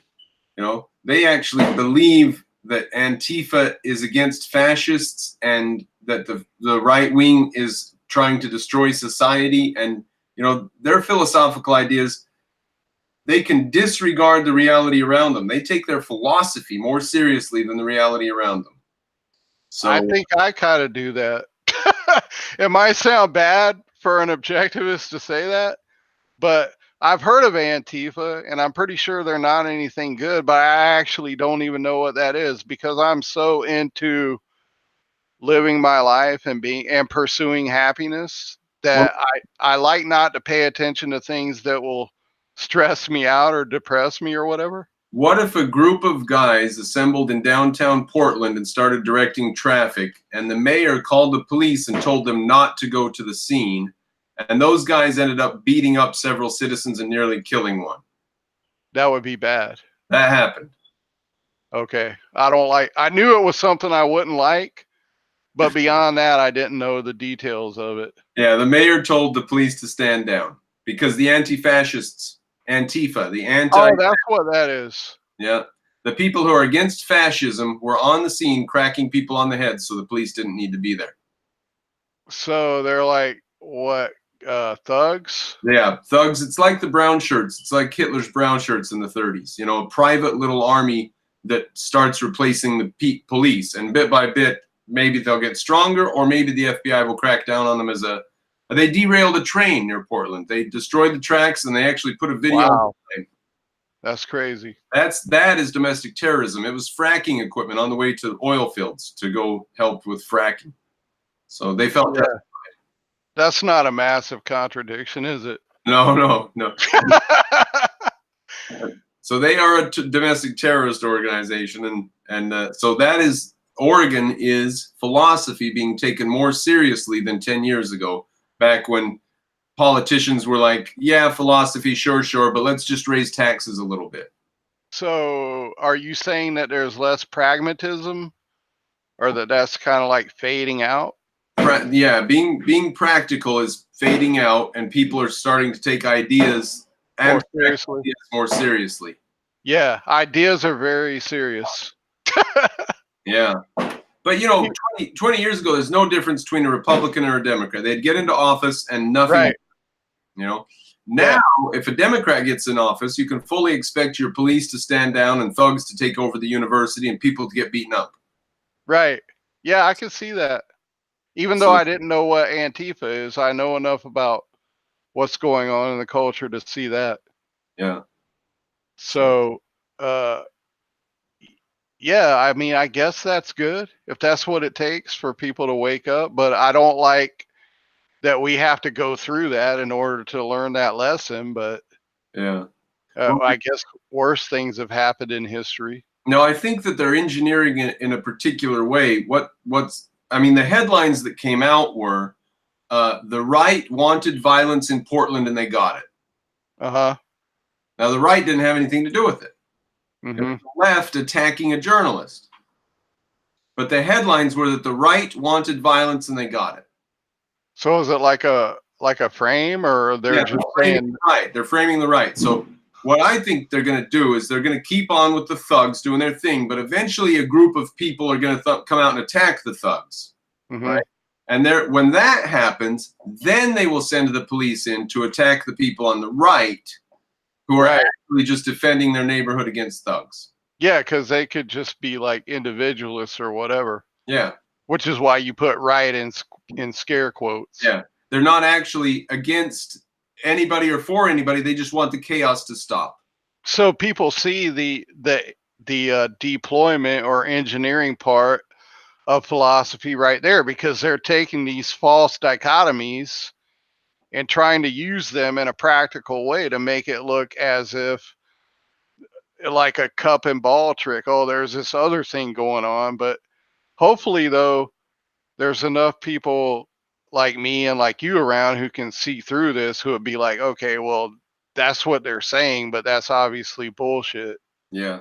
Well, during Soviet Russia, people saw right through the TASS news agency and the newspaper articles. People didn't believe a damn word of it, and that went on for 50 years. So, Oh, okay. So I hope that's not the case we're in. I hope eventually we will be able to break back into a state of affairs where we can believe at least marginally what's going on in the press.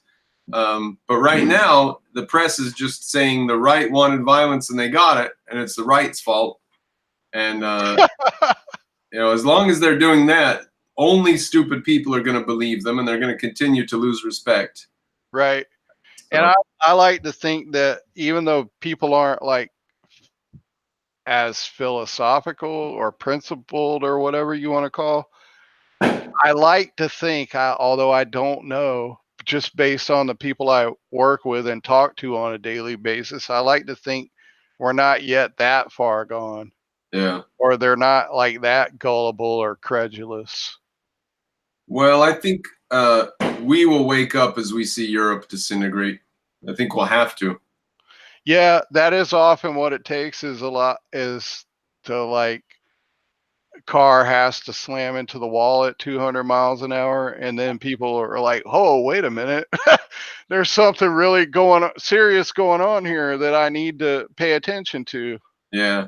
And their border situation, we are not letting our border situation go completely haywire like they have let theirs go completely haywire.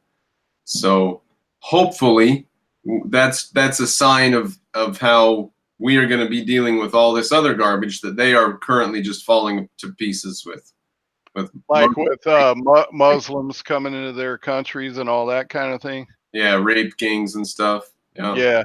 No, that's just a little bit too, even though I know this is speaking in terms of the dichotomy, but that's a little bit too quote unquote liberal for my taste. Yeah. Yeah, I saw the speech of a girl who was gang raped when she was 15 years old, and she saw a dead body in a freezer, and they told her that'd be her if she told anybody. Wow. And then when she accused her rapists, the police came to her house with 15 armed troops and broke down her door. What? Yeah, they came in to intimidate her, and they said, we heard there was somebody here who was going to commit suicide. Now, why would 15 armed men? Yeah. So there, boys and girls, you see the subjectivist side of the coin. Yeah. That's what happens when you report gang rape in Britain. Wow. So that's how they protect their citizens. Is that a socialist government that's in favor of the individual and protecting rights? No. And that explains why, even though it wasn't as bad at the time that he was growing up, but that explains a lot about the views of Richard Dawkins, in my opinion, because he's like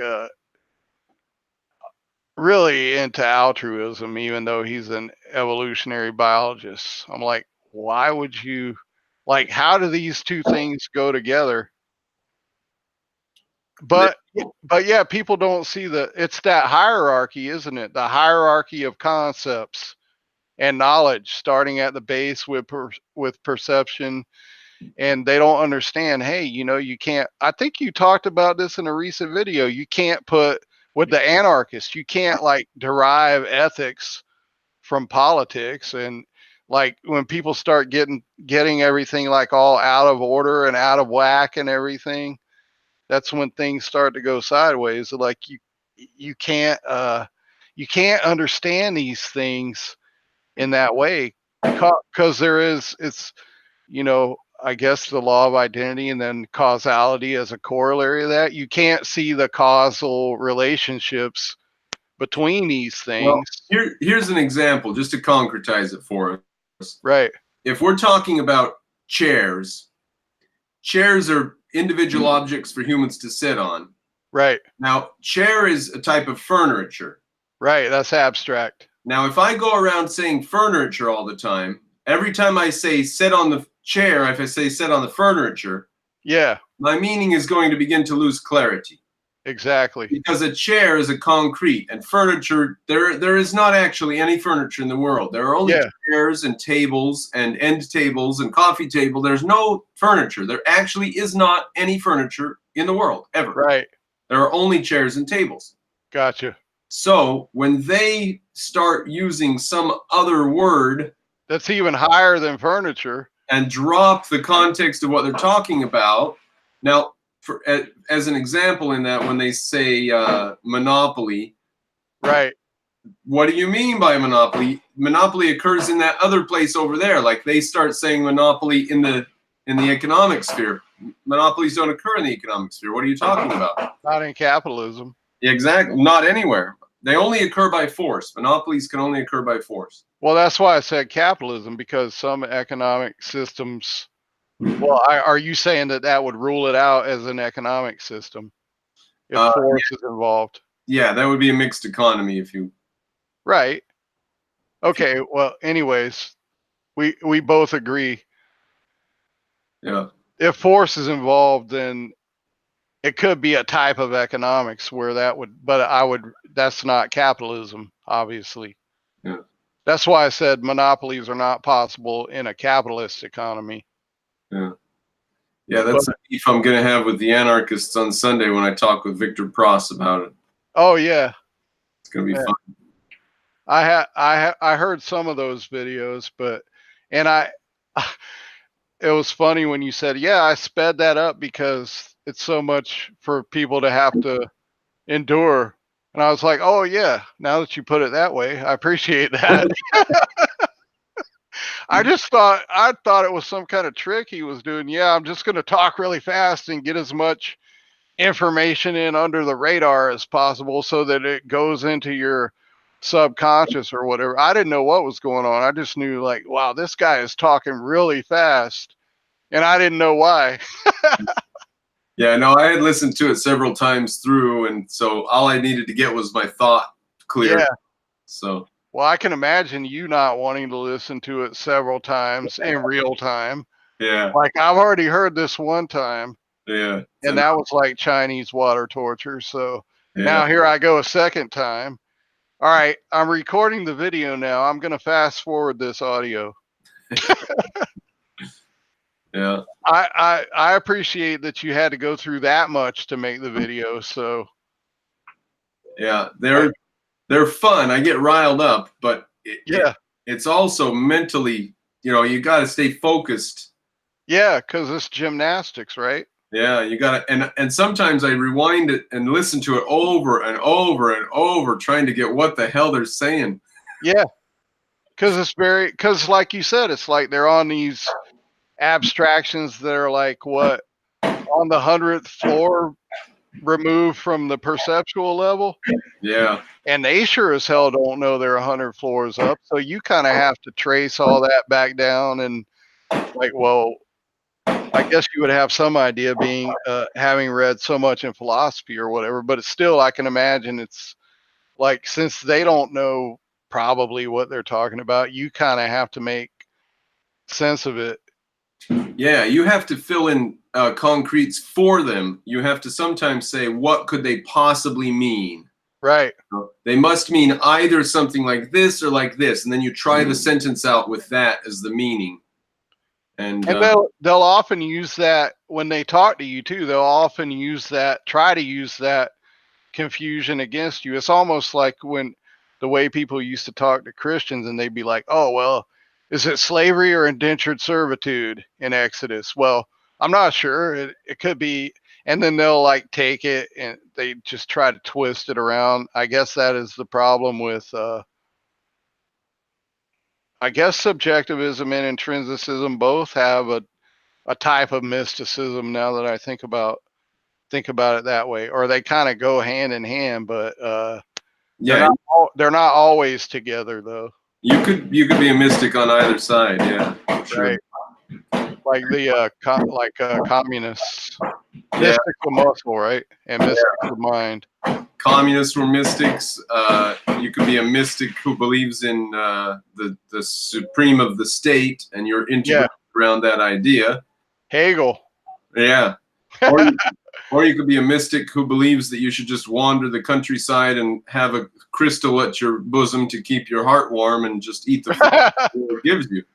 You know, Yeah, that's the disintegrated type, but just don't put anything together. So right. Well, at least I was the misintegrated type of mystic, I guess, because we used to look at like Wiccans and these other types of people in the occult culture, and we'd be like, oh, well, they're just silly nature, and not knowing at the time that I was just as silly as they were. right. But I guess being a Platonist or whatever, I was like, okay, well, that's just, or even like Descartes type rationalism or whatever. Well, they're just silly because they don't even have, have any kind of respect for logic or reasoning or whatever. But then later I figured out, okay, it's not enough just to be like internally consistent, because you can be consistently wrong. So you have to start with evidence and perceptual data. So it was at that point that I was like, okay, this is the thing here. You have to start. This is the foundation, and then you have to use logic and work from there. And then I figure, after reading and a lot of work and study or whatever, okay, Aristotle is the only person in history who said start with sense perception and integrate according to logic, no contradictions. And then unless you have both of those, you can't perceive further. So you can't have some kind of subjectivist free for all, and you also can't have, okay, I'm just gonna like Russell or and Whitehead or like Wittgenstein or somebody. I'm just gonna posit this, or the string theorist or whatever. I'm just gonna simply posit this arbitrarily, and then as long as I don't contradict it, I'm good. Yeah. Just be No, consistent. no, that's necessary but not sufficient. Yeah. So I had to figure all that out about myself. I guess it is kind of crazy, like you said. Now, I think you alluded to it anyways. It is kind of crazy that I think of it that somebody went through a journey like that, because I've had like what is objectivism is my fourth worldview or philosophy. So unless childhood even counts, because I was born into a Southern Baptist family. So that was what I was raised in. Then I was like, all right, this is nonsense around the age of 12, Uh-huh. when I figured out Santa Claus wasn't real. And then I went from that to like LaVeyan Satanism, which is a kind of an atheistic, this worldly but impulsive hedonistic kind of worldview, and reason is a tool you use to manipulate the stupid animals. So it's a predator prey kind of thing, not reason is what the tool you use to know reality. Then I went from that. I was like, okay, this seems very negative, and there's something about it I don't like. So then I went to the Temple of Set, which were kind of like disgruntled people who left the Church of Satan and formed this other organization that was more Platonic and less Hobbesian and Spencer kind of influenced, and more Platonic influence. And they're like, yeah, there's this what they called psyche-centric or individual, what they called left-hand path, and then they would lump all of the what we would call collectivist types of spirituality into what they called right-hand path, which would be like Christianity and Buddhism and Wicca, anything that's like other oriented, like where you're trying to subsume the self, what they would call the individual soul or psyche, into some kind of cosmic, like the Buddhists will say you're like a drop and then you merge into the sea of whatever. Or like Wicca, it's like nature, or Christianity, it's like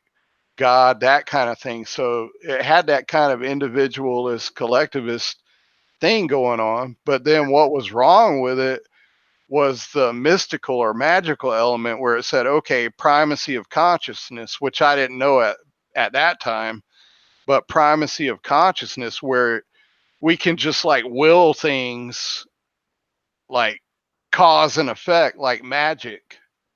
It And sounds, we can, it sounds like Satanism's kind of a knee-jerk reaction against everything that they saw as based around religion or God, or yes, like it they is. wanted to go opposite of the general culture in every way that they could. Right. But they weren't deep enough thinkers to go opposite of intrinsicism or subjectivism. They just had to go somewhere on that. They just stuck with that.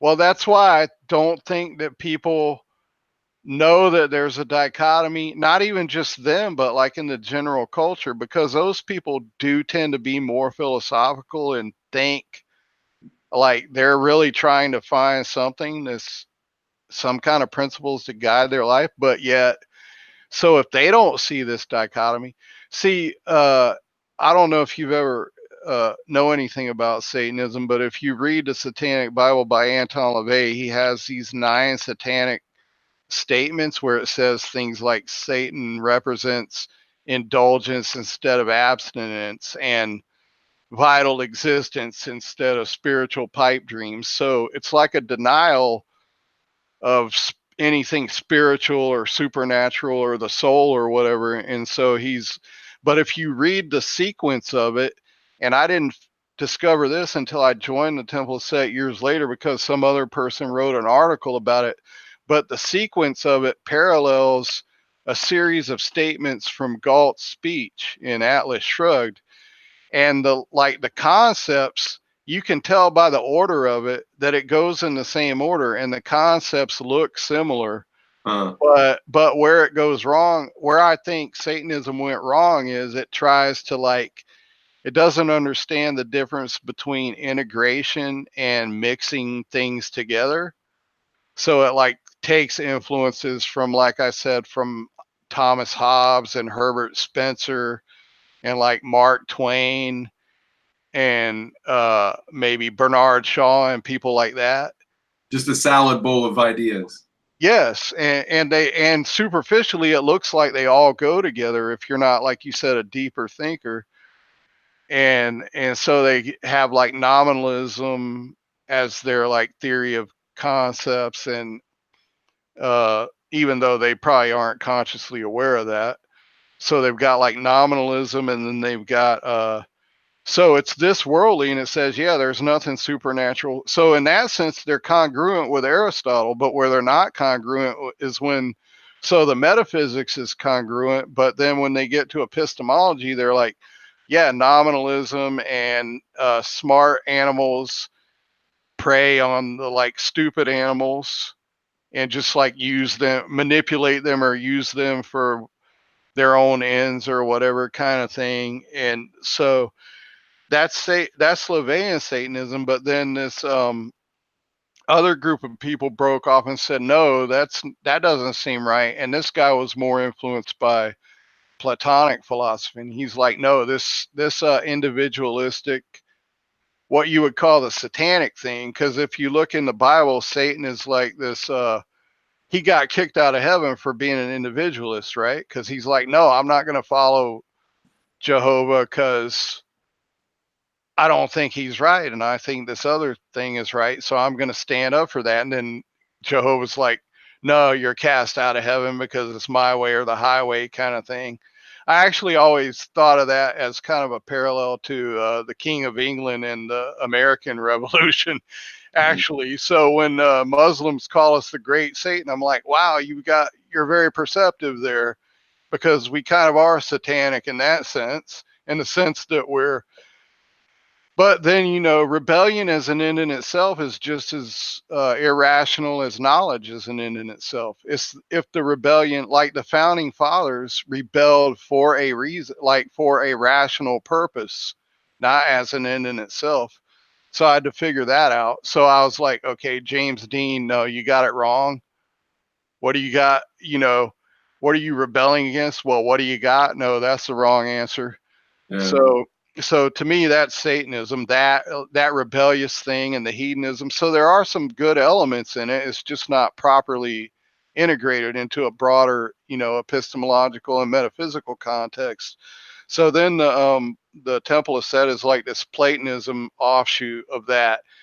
And so they're more, so that's where you go from the more subjectivism of the Hobbesian Spencer's, the nominalism and the social Darwinism thing into a more intrinsicist take on it. And they're like, no, this psyche or soul, this individual element is like the thing that is sacred about the rational animal, but they're still looking at it in some kind of supernatural, or that's why it's Platonic. They're looking at it in this like Platonic form.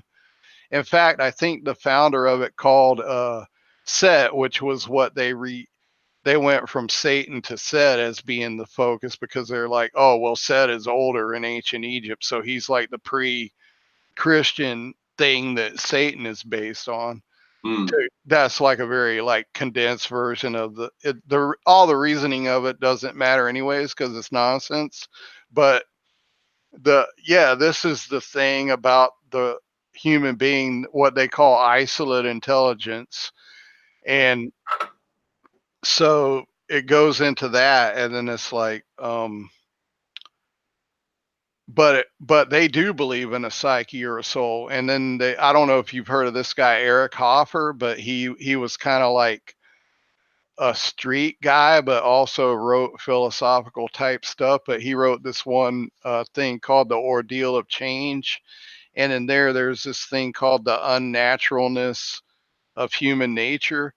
So basically, this guy Aquino came up with this idea that, okay, the human psyche, what objectivists would call the conceptual faculty, and I think Rand alluded to something similar, although I'm not by no means putting her in the same camp with this, but in the missing link where she says in the virtue of selfishness, where there's some kind of thing that happened between the perceptual and the conceptual level.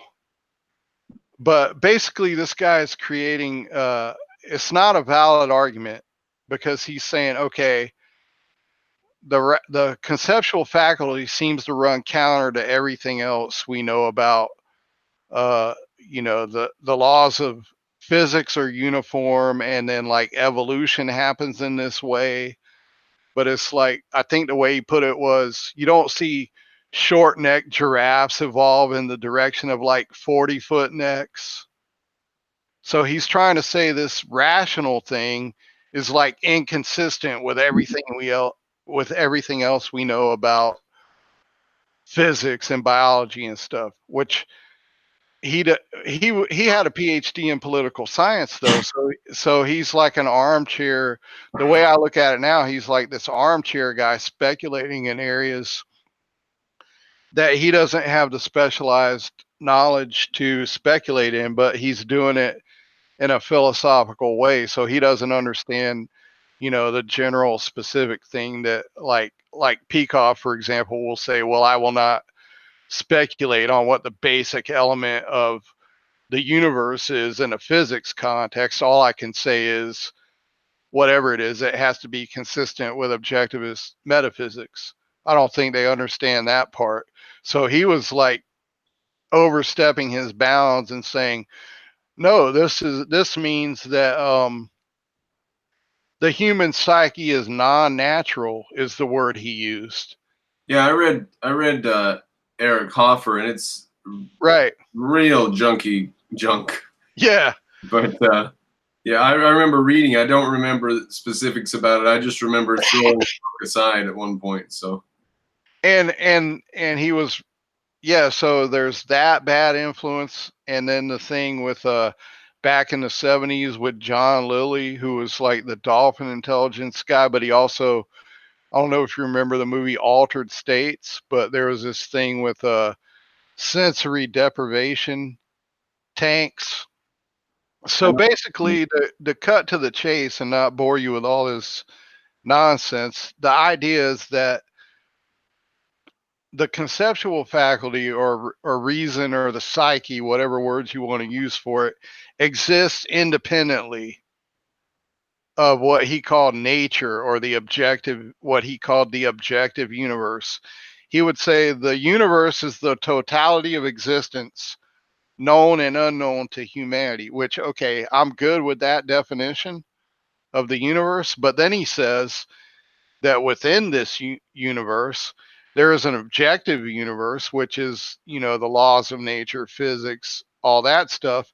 And then there's what he called a subjective universe, which is each conscious being's unique perspective So that's on just that. Kantianism writ large. Then that's just Kant. Exactly.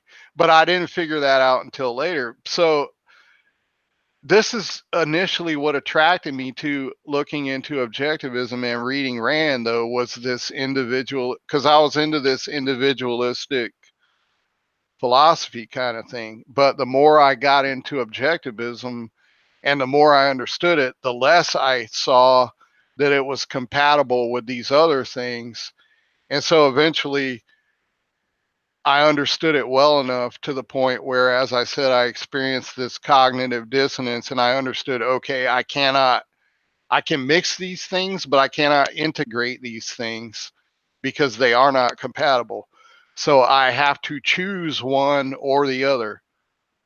And that was where the volitional part of objectivism really came to the foreground, because I was like, okay, I I see in stark contrast and in full clarity the difference between these things now, and trying to mix them together causes me distress and cognitive dissonance. So I have to either choose to be a Platonist mystic, an intrinsicist, or an objectivist. So I consciously chose objectivism, and then I formally resigned from that organization and have moved forward ever since. And since then, my life has improved vastly. I know it's kind of sounds funny to me given the things that I've been through, but I'm not like a born again objectivist. It sounds kind of funny because this is the kind of like testimony a Christian will get. But rest assured, listeners, merely reading some books on objectivism is not going to help you unless you like do this stuff and implement it and apply it, and like, you know, you go to work. And, or here's a concretization, because I know concretization is very important in objectivism. My first supervisor at the place I've been at for over 5 years now lost his job because he would go down the street during lunch to what was it? I can't remember the name of the place, but basically it's a bar and grill. And he came back inebriated one day, and he was like, and they gave him a breath test, and I'm going to step away for a second, but I can still hear you. I'm just going around the corner, so just continue. okay, yeah. So he lost his job, and I was like, okay, you haven't prioritized your values properly, because you require income in order to buy alcohol, which is obviously a value to you. So if you prioritize the alcohol more highly than the income, you've gotten your hierarchy of values out of whack, and now you've lost your source of income.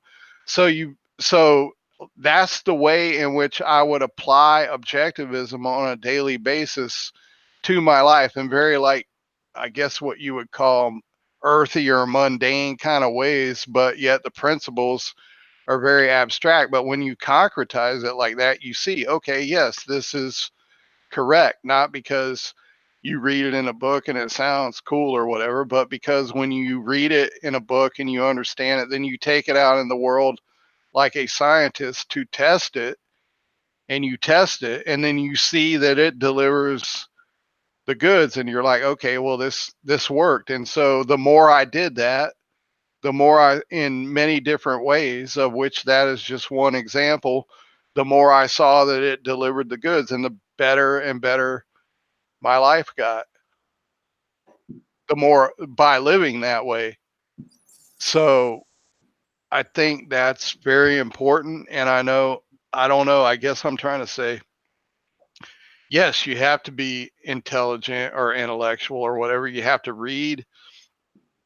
You have to use your conceptual faculty. But unless you can actually put this stuff into practice in your everyday life, it's not enough. It's necessary, but it's not sufficient. So read these things, comprehend them, and then take them out into the laboratory of everyday life and put them into practice and see what happens. And when you do that, you will see that some philosophies I guess it's, not I guess, I know for a fact it's the exact antithesis of pragmatism, because they get cause and effect backwards. They will say, okay, something is true because it works. So I guess what I'm saying in opposition to that is something will only work if it's true. Yeah. Yeah. And you So, start with the truth and you check every step of the way. so that's the only way to live, in my opinion now. Well, I mean, I say opinion, but I mean like a logical conclusion derived from evidence. Yeah. Well, this has been a very good interview, Doug. Thank you for coming on. I think we've covered quite a bit of ground here. Well, hopefully people found it interesting, because you don't hear a lot of objectivists talk about like mysticism and different things they've been through that way, which is one reason I thought, I should write a book eventually, because like if you read like some excellent books, by the way, by Harry Binswanger or Greg Salmieri, which are like on epistemology or that kind of thing, you're not going to read about this kind of thing. So I kind of thought, okay, this is something a little bit different, the more of like the engineering side of the philosophy. Mm-hmm. Yeah, and there's a lot of people who are going to have to come out of religion if objectivism is going to grow, especially all around the world too. So it's a right subject. Yeah. Well, I mean, I was when I was a Satanist, I was atheistic. So I guess you could say I've had two theistic worldviews and two atheistic worldviews, even though I don't literally mean atheistic worldview, because I understand atheism is not a philosophy or a worldview. It is a conclusion that you cannot reach on the basis of some philosophies, because if you start with evidence, sense, perception, and evidence, you can't there's no path from that to the supernatural or God or anything like that. So Yeah. I guess that differentiates me from the new atheist movement, which I also did. I learned a lot from those people. I'm not saying they're a total waste of time either, but objectivism is the only thing I found that was completely integrated, consistent. I'm the kind of person where if my ducks aren't all in a row, it really bothers me. So I guess I'm OCD in that way. Yeah, and unfortunately, you do have to be a pretty sturdy thinker to find objectivism and grapple with it and really integrate it. Yeah. But hopefully in the future, we can build a culture where we can just let people have a reasonable way of looking at the world to begin with. Mm-hmm. And they can just get on with being reasonable in their lives, and they never have to struggle with discovering a reasonable way of looking at the world. Yeah, that is true. And that is something I would like to, I don't necessarily mean help people with an altruistic way. It's completely selfish, but I understand that the actions of other people affect me, and I don't live in a vacuum. I have to live in a world with other people. So I would like for more people to get on board with this, so that they have a more positive effect on my life for selfish reasons. Mm-hmm. Very good. All right. Well, Doug, we should probably call it an interview there. All right. For coming on. Yep. And we'll see you on the interwebs in the comments and stuff. Maybe we'll do one of these someday, huh? Yeah, we can do more in the future. All right. Appreciate it. All right. Sounds good. Thank you, Doug. Yeah. Have a good night. Good night.